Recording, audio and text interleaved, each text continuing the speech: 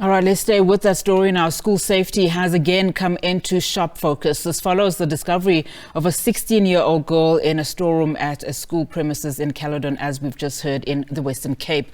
UNICEF South Africa's Chief of Child Protection, Makiba Yamano, joins us via video link as we look at reported cases of violence in South African schools. Thank you so much for your time and good afternoon to you. I mean, just last week we saw how a custody battle turned violent at a primary school in Gauteng when panga-wielding men broke into that school and traumatized those children and teachers. Before that, a teacher was gunned down at a primary school in KwaZulu-Natal. Earlier this year, a 6-year-old child was raped by young boys in the Eastern Cape. I mean, I could go on with these cases.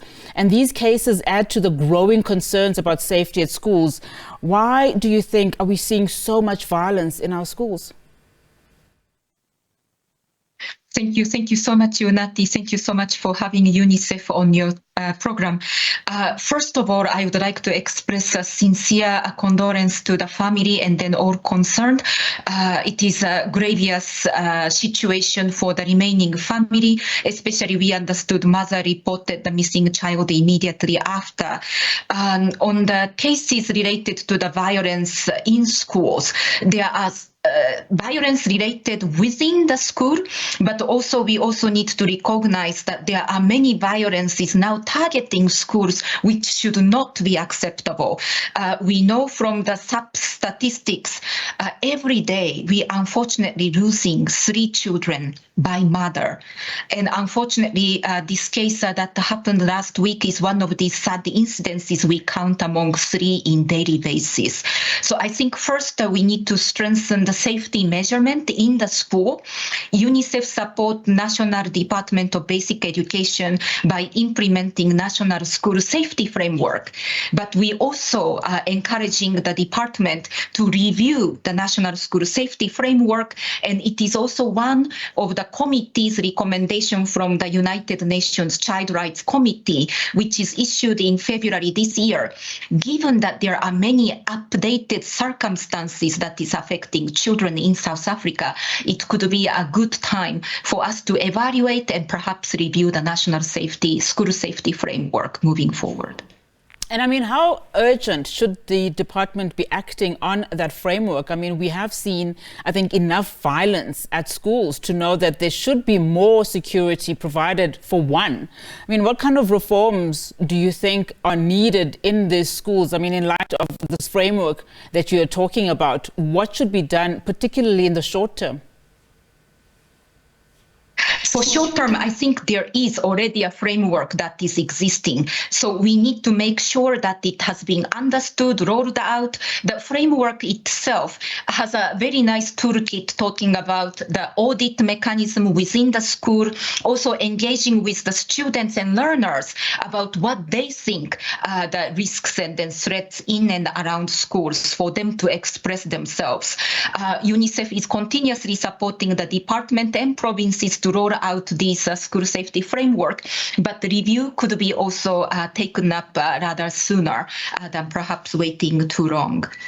But also I would like to reiterate the role of the parents, since the violence is not necessarily occurring inside schools, but also around the schools, and then parents may also notice something in difference in their children. Say, for example, they are under the threat, they are bullied, or they are engaged in certain activities that perhaps may not be good in nature or negative coping mechanisms.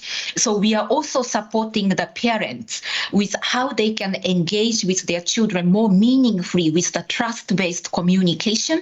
We also have a particular parenting program which we promote with Department of Social Development, specifically targeting on the adolescent girls and boys, because this is also a very difficult age group when it comes to their conduct and then the risks and then threats around that age group. And I mean, we talk about these frameworks and these policies about safety, in schools. Sometimes they just don't work, given some of the recent incidences that I've spoken about, particularly when you have community members who are respected in society coming into schools and threatening lives.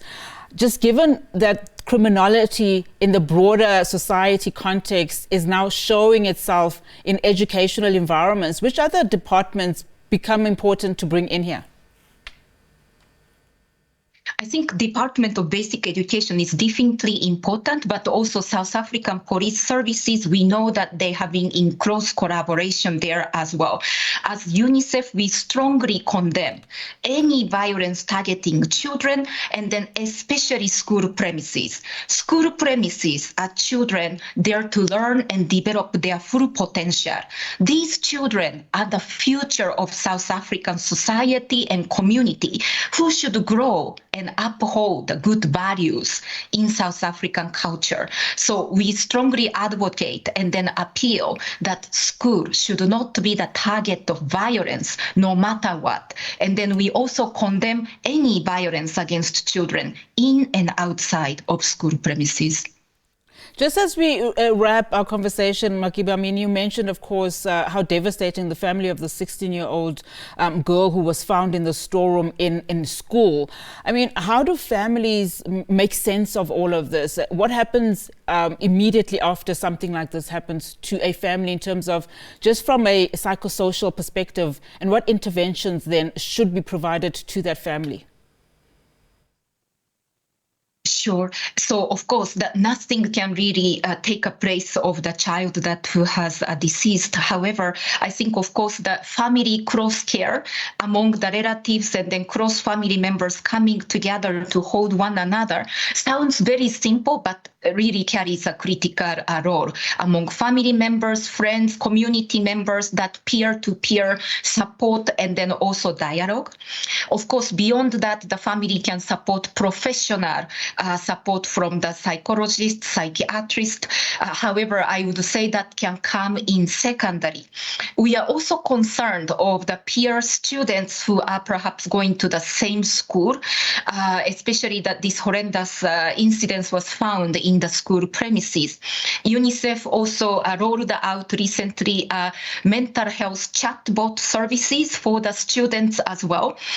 If you say type some of the numbers registering in your WhatsApp, you can actually get information and tips about the mental health support from your WhatsApp or Telegram messages.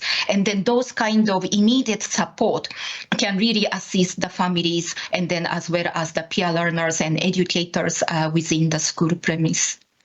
Makiba, thank you so much for your time. Really do appreciate it. A difficult conversation, of course, that is. Makiba Yamano is the UNICEF South Africa's Chief of Child Protection.